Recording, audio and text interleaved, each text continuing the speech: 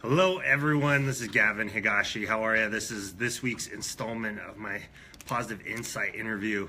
So today, I'm lucky to have Artie Manfredi with me, who's someone that I've known in the industry for a while, and just always just a very consistent, hardworking individual. And he's built his own company. I've always just been impressed with how he carries himself and how he does things. So we'll kind of just jump into it here. So first off, Artie, just tell us a little bit about who you are and tell us a little bit about you.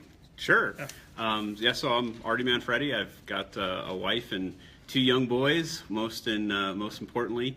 And we did start our own business called Co-Listings Real Estate here in the Denver area, and we just love what we do and excited to be here with you today. So thanks for having me. Yeah, man. Thank you so much. So my goal with these videos is to breed positivity into Facebook, as well as just into our industry and into people that kind of we come across. So to start off, man, tell me what are your whys? What drives you every morning? What gets you rolling? Well, that's a great question, and honestly one of the most important questions to ask.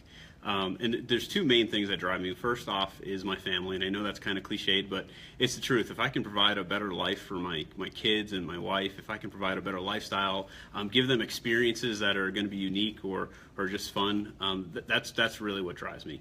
Part two of that can be summed up with making an impact. My real big why is to make an impact, and to make a positive impact on everyone I interact with, make a positive impact on my community. And if I reach enough people and make enough of an impact, maybe even eventually the world, but making an impact is first and foremost on that list. I love that, man. So, make an impact small, and eventually it grows out. As long as you're consistent and you believe in it, eventually it grows out. Absolutely. I love it. So can you kind of go back to any challenges maybe you've had in your life that you feel like have really molded you or kept you on a positive mindset? Yeah, man, where to begin, right? We all have tons of challenges, and I know I've had a number of them in my life. And the key for me has been each challenge, regardless of what it was, is finding a way out. It's finding the solutions. It's seeking to understand, seeking the solutions, and looking for the lesson in the challenge. And how do I get through that? How do I come on the other side, and how do I learn from it to grow myself, to improve myself, improve the situation, improve those around me?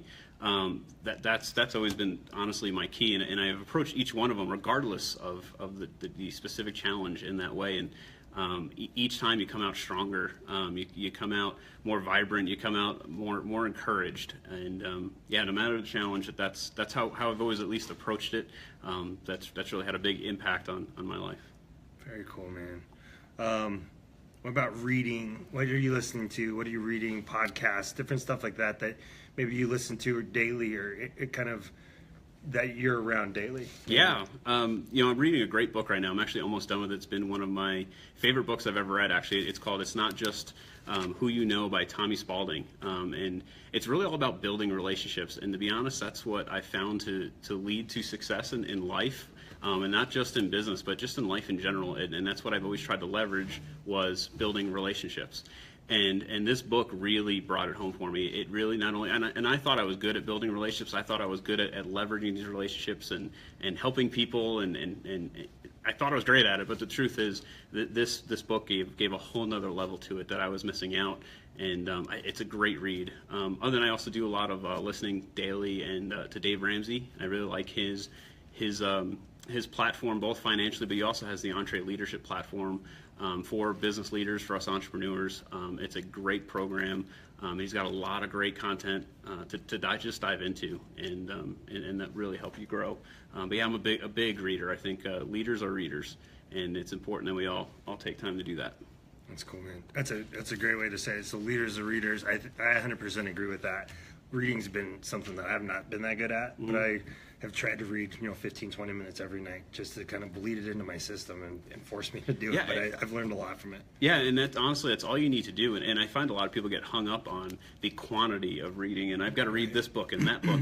And the truth is, and I like you kind of said, just 20 minutes, just a little bit, and really just read till you get something out of it, something that you can just chew on or meditate on, and really kind of, or maybe just think about how can I apply this? And whether that's reading a full book to get that, or it's reading one sentence. Whatever it takes for you to. It's all about growth. It's about learning and growing and improving.